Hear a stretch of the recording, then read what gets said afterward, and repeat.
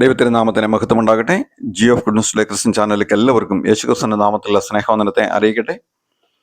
ഈ വീഡിയോ നിങ്ങൾ ആദ്യമായിട്ടാണ് കാണുന്നതെങ്കിൽ ദയവ് ചെയ്ത് ഈ ചാനൽ സബ്സ്ക്രൈബ് ചെയ്യുക, മറ്റുള്ളവരിലേക്ക് അത് ഷെയർ ചെയ്യുക. ദൈവമക്കളെ മന്ത്രവാദം ഉപയോഗിച്ചും മറ്റു പല രീതികളിലും പിശാച് ദൈവത്തിൽ നിന്ന് അകറ്റിക്കളയുന്നത് ഈ നാളുകളിൽ വളരെ ഉണ്ട് എന്ന് നമുക്ക് കാണുവാനായിട്ട് സാധിക്കും. പിശാചിനെ നമുക്ക് ജയിക്കുവാനുള്ള മാർഗമെന്ന് പറയുന്നത് വെളിപ്പാട് പുസ്തകം 12-ാം അധ്യായത്തിൻ്റെ 11-ാമത്തെ വാക്യത്തിൽ പറയുന്നു, അവർ അവനെ കുഞ്ഞാട്ടിൻ്റെ രക്തം ഹേതുവായിട്ടും തങ്ങളുടെ സാക്ഷ്യവചനം ഹേതുവായിട്ടും ജയിച്ചു.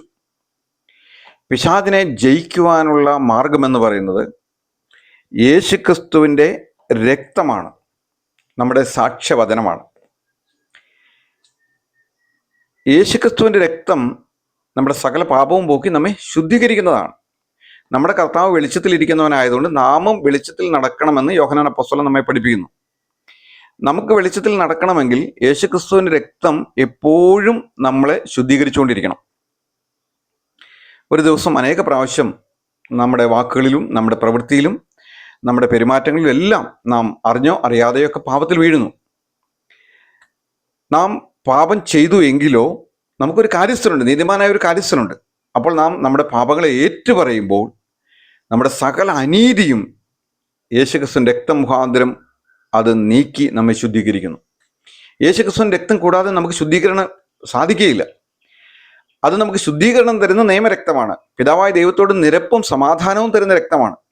പക്ഷേ ഈ യേശുക്രിസ്തുവിൻ്റെ രക്തം നമ്മൾ വെറുതെ പറയുമ്പോൾ അതിന് വിലയില്ല എന്നാണ് പലരും വിചാരിച്ചു വെച്ചിരിക്കുന്നത്. സംഹാരദൂതന് പോലും ആരാണ് നല്ലവര് ആരാണ് കൊള്ളരുതാത്തവര് എന്ന് തിരിച്ചറിയില്ല. ദൈവം സംഹരിക്കാൻ വേണ്ടി ദൂതനെ അയക്കും. നമുക്ക് പുറപ്പാട് പുസ്തകത്തിൽ കാണുവാനായിട്ട് സാധിക്കും, ഇസ്രായേൽ ജനത്തെ മിസ്രൈമിൽ നിന്ന് വിടുവിക്കുമ്പോൾ അന്ന് രാത്രിയിൽ സംഹാരദൂതനെ ദൈവം അയക്കും.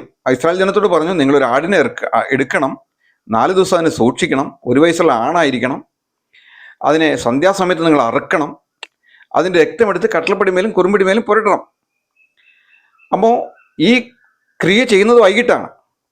ആടിനെ അറുത്തു, രക്തമെടുത്തു, കട്ടൽപ്പടിമേലും കുറുമ്പടിമേലും ഈസോപ്പ് തണ്ടുകൊണ്ട് അവർ പുരട്ടി. നമുക്കറിയാലോ, ആ രക്തം പുരട്ടി കഴിയുമ്പോൾ അത് ഉണങ്ങിപ്പോവും. ആ രക്തം അവിടെ ഉണങ്ങി അവിടെ ഇരിക്കും.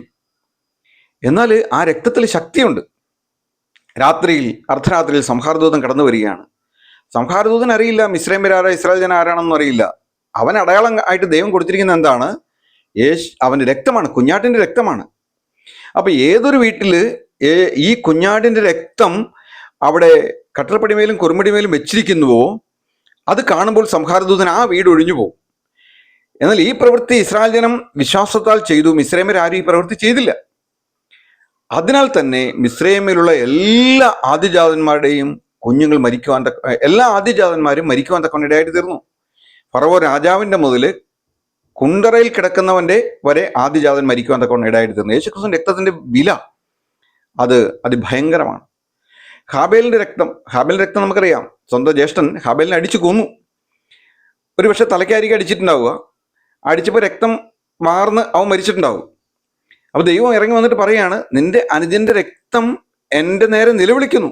രക്തത്തിന് നിലവിളിക്കാനുള്ള ശക്തിയുണ്ട്. രക്തത്തിൽ ജീവനുണ്ട്. ജീവൻ അടങ്ങിയിരിക്കുന്ന രക്തത്തിലാണ്. അപ്പോൾ ഹാബേൽ മരിച്ചു. ഹാബേലിന്റെ രക്തം നിലത്ത് വീണ് ഉണങ്ങി. പക്ഷെ ആ രക്തം ജീവനുള്ളതായതുകൊണ്ട് നിലവിളിച്ചുകൊണ്ടിരിക്കുക.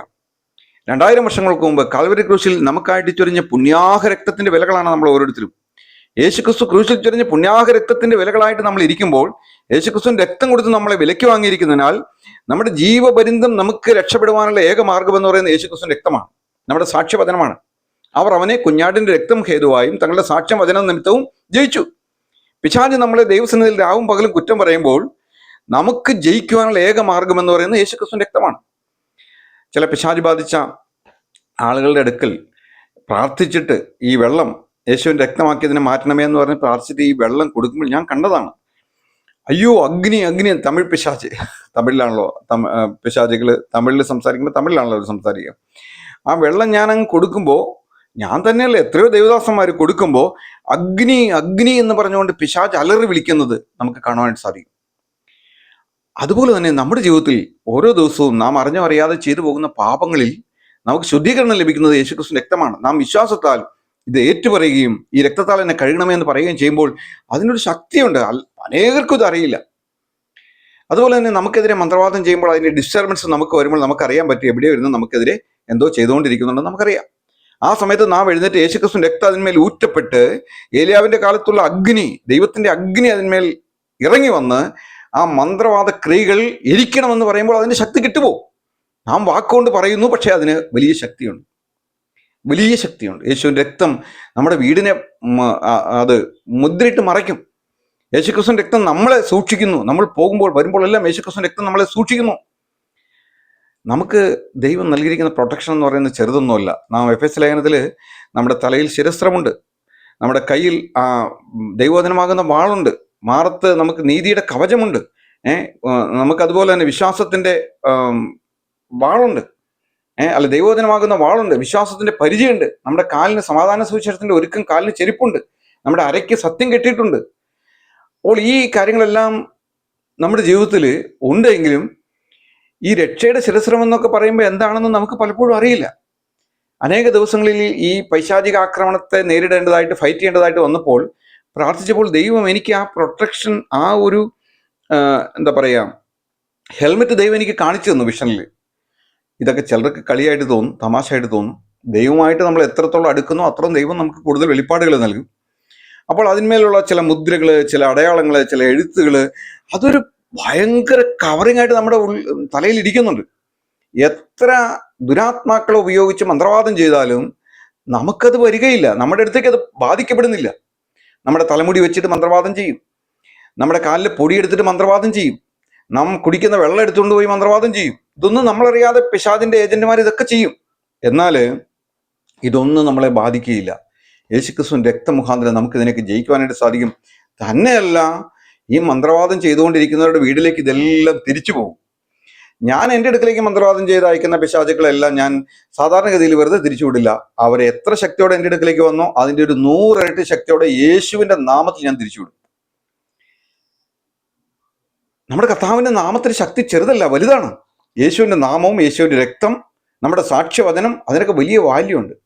എന്നെ കേൾക്കുന്ന പ്രിയ സഹോദര, പ്രിയ സഹോദരി, നീ ഒരു രോഗത്താൽ, ഒരു കഷ്ടതയാൽ, ഒരു ഞെരുക്കത്താൽ, സാമ്പത്തിക ബുദ്ധിമുട്ടിനാൽ നീ ബാധിക്കപ്പെട്ടിരിക്കുന്ന ഒരു പക്ഷേ അതിന്റെ പിന്നിൽ പിശാചിന്റെ ഒരു ക്രിയ ഉണ്ടായിരിക്കും. നീ ചെയ്തു പോയ ഒരു പാപം അത് ചിലപ്പോൾ നിന്നെ കിടന്ന് ബുദ്ധിമുട്ടിക്കുന്നുണ്ടായിരിക്കും. എന്നാൽ നിനക്കൊരു നല്ല മനസ്സാക്ഷി കിട്ടുവാൻ തക്കവണ്ണം എപ്പോഴും ദൈവത്തിന്റെ അടുക്കൽ ചെന്ന് കർത്താവ് യേശുവെ എന്നെ കഴുകണമേ, നിന്റെ രക്തത്താൽ എന്നെ കഴുകണമേ എന്ന് പറയുമ്പോൾ നിന്നെ അത് ക്ലിയർ ചെയ്തുകൊണ്ടിരിക്കും. നമുക്കൊരു നല്ല മനസ്സാക്ഷി കിട്ടിക്കൊണ്ടിരിക്കും. ദുർമനസ്സാക്ഷി മാറിപ്പോകും. ദൈവത്തിന്റെ അടുക്കലേക്ക് ചെല്ലുവാനുള്ള പ്രാഗൽഭ്യം നമുക്ക് ലഭിക്കും. ദൈവിക കാര്യങ്ങളിൽ ഒരു മുന്നേറ്റം നമുക്ക് ലഭിക്കും. അനേക വിടുതലുകൾ സംഭവിക്കുന്നത് നമുക്ക് കാണുവാൻ സാധിക്കും. അന്ന് സംഹാരദൂതൻ ആ വീടുകളെ ഒഴിഞ്ഞു പോയത് ആട്ടുകൊറ്റന്മാരുടെ രക്തം കണ്ടിട്ടാണ്. എന്നാൽ ഇന്ന് ആട്ടുകൊറ്റന്മാരുടെയും പശുക്കിടാവിന്റെയും രക്തമല്ല, നമുക്കായിട്ട് തന്നെത്താൻ അർപ്പിച്ച യേശുക്രിസ്തു എന്ന ഏക പുരുഷൻ, ആ കുഞ്ഞാട്ടിന്റെ വലിയൊരു രക്തം നമുക്ക് ദൈവം പരസ്യമായിട്ട് അതിന് നിർത്തിയിരിക്കാം. ആ രക്തത്തിന്റെ വിലകളാണ് നമ്മൾ. ആ രക്തത്തിന് വലിയ ശക്തിയുണ്ട്. ആ രക്തം നമ്മുടെ വീടുകളിൽ, നമ്മുടെ വാഹനങ്ങളിൽ, നമ്മുടെ വസ്തുവകളിന്മേൽ, നമ്മുടെ കുഞ്ഞുങ്ങളുടെ മേൽ യേശുക്രിസ്തുവിന്റെ രക്തം നമുക്ക് പ്രൊട്ടക്ഷനായിട്ട് കവർ ചെയ്തുകൊണ്ടിരിക്കുകയാണ്. അനേകർക്ക് തിരിച്ചറിയില്ല. അതുകൊണ്ട് എന്നെ കേൾക്കുന്ന പ്രിയ സഹോദര, പ്രിയ സഹോദരി, യേശുക്രിസ്തുവിന്റെ രക്തത്തെ ഉയർത്തുക. ഏതൊരു പിശാച്, ഏതാക്രമണമായിട്ട് വന്നാലും യേശുക്രിസ്തുവിന്റെ രക്തം നിന്റെ മേൽ ഊറ്റുന്നു എന്ന് പറയുമ്പോൾ അവൻ എരിയുന്നത് കാണുവാനായിട്ട് സാധിക്കും, അവൻ ഓടുന്നത് കാണുവാനായിട്ട് സാധിക്കും. യേശുക്രിസ്തുവിന്റെ നാമത്തിൽ പിശാചിനോട് എതിർക്കുന്നു എന്ന് പറയുമ്പോൾ പിശാച് ഓടിപ്പോകുന്നത് നമുക്ക് കാണുവാനായിട്ട് സാധിക്കും. അവൻ പിന്നെയും വന്നുകൊണ്ടിരിക്കും. അവനെ നാം എതിർത്തുകൊണ്ടിരിക്കണം, അവനെ എതിർത്തുകൊണ്ടിരിക്കണം. യേശുക്രിസ്തുവിന്റെ രക്തത്തിന്റെ ശക്തി വലുതാണ്. ഇനി വചന കേൾവി അതിന് മുഖാന്തരമായി തീരട്ടെ. നിങ്ങളുടെ ജീവിതത്തിൽ യേശുക്രിസ്തുവിന്റെ രക്തത്തെ ഉയർത്തുവാൻ, ക്ലെൻസ് ചെയ്യുവാൻ, ശുദ്ധീകരണം പ്രാപിക്കുവാൻ, കൂടുതൽ ദൈവമായിട്ട് ഒരു അടുപ്പത്തിലേക്ക് വരുവാൻ തക്കണം ഈ വചനം മുഖാന്തരമായി തീരട്ടെ. കർത്താവിന്റെ വലിയ നാമം വാഴ്ത്തപ്പെടുമാറാകട്ടെ. നമുക്ക് പ്രാർത്ഥിക്കാം. ഞങ്ങളുടെ സ്വർഗീയ നല്ല പിതാവായ ദൈവമേ, അങ്ങ് നൽകിയ നല്ല വചനത്തിനായിട്ട് സ്തോത്രം. അങ്ങയുടെ വചനം സ്വർഗത്തിൽ നിന്നേക്ക് സ്ഥിരമായിരിക്കുന്നു. അതിനായിട്ട് ഞങ്ങൾ അങ്ങേ സ്തുതിക്കുന്ന കർത്താവേ, മാറ്റമില്ലാത്ത അങ്ങയുടെ വചനം, ഞങ്ങളെ ശുദ്ധീകരിക്കുന്ന അങ്ങയുടെ നിയമരക്തം, ഞങ്ങൾക്കായിട്ട് ഇന്നും കർത്താവെ പിതാവിന്റെ സന്നിധിയിൽ കർത്താവെ ഞങ്ങൾക്ക് വേണ്ടി വാദിച്ചുകൊണ്ടിരിക്കുന്ന യേശുക്രിസ്തുവിന്റെ രക്തം, അത് ഞങ്ങൾക്ക് സുരക്ഷയായിട്ട്, കോട്ടയായിട്ട്, ബലമായിട്ടുള്ളതിനായിട്ട് ഞങ്ങൾ അങ്ങേ സ്തുതിക്കുന്ന കർത്താവെ. അന്ന് ഇസ്രായേൽയരുടെ വീടുകളിലെല്ലാം ഒരു നിലവിളി ഉണ്ടായി, ഒരു മരണമുണ്ടായി. എന്നാൽ ഇസ്രായേൽ ജനത്തിന്റെ ഒരു വീടുകളിൽ പോലും സംഹാരദൂതൻ കടക്കാതെ ആ രക്തം അടയാളമായിരുന്നു. ഇന്ന് ഞങ്ങൾക്ക് യേശുക്രിസ്തുവിന്റെ രക്തം, ആ പുണ്യാഹരക്തം ഞങ്ങൾക്ക് ജീവനായി, ശക്തിയായി, പുതുക്കമായി നൽകപ്പെട്ടിരിക്കുന്നതിനായിട്ട് ഞങ്ങൾ അങ്ങേക്കുന്നു. വചനം കേട്ട ഓരോ മക്കളെ അനുഗ്രഹിക്കണമേ. വിശേഷം ഈ ചാനൽ സബ്സ്ക്രൈബ് ചെയ്തിരിക്കുന്നവരെ പ്രത്യേകം കർത്താവ് അനുഗ്രഹിക്കണമെന്ന് പ്രാർത്ഥിക്കുന്ന കർത്താവെ. അവരുടെ ആവശ്യങ്ങളുടെ മേൽ അങ്ങ് കരുണ കാണിക്കണമേ. അവരുടെ രോഗങ്ങളുടെ മേൽ അവിടുന്ന് സൗഖ്യം കൊടുക്കണമേ കർത്താവേ. അവരുടെ ബാധിപ്പുകളെല്ലാം മാറ്റി ബാധ ഒഴിഞ്ഞ് സ്വസ്ഥമായിരിക്കുവാൻ തക്കണം അവരോട് ദയ കാണിക്കണമെന്ന് പ്രാർത്ഥിക്കുന്നു. അവിടുന്ന് അങ്ങനെ ചെയ്യുന്നതിനായിട്ട് സ്തോത്രം. മഹത്വം എടുത്താട്ടെ. എല്ലാ അടിയങ്ങൾക്ക് വേണ്ടി ജീവമറ്റ രക്ഷിതാവും കർത്താവുമായ യേശു ക്രിസ്തുവിന്റെ പരിശുദ്ധമായ നാമത്തിൽ തന്നെ ആമേൻ. ആമേൻ.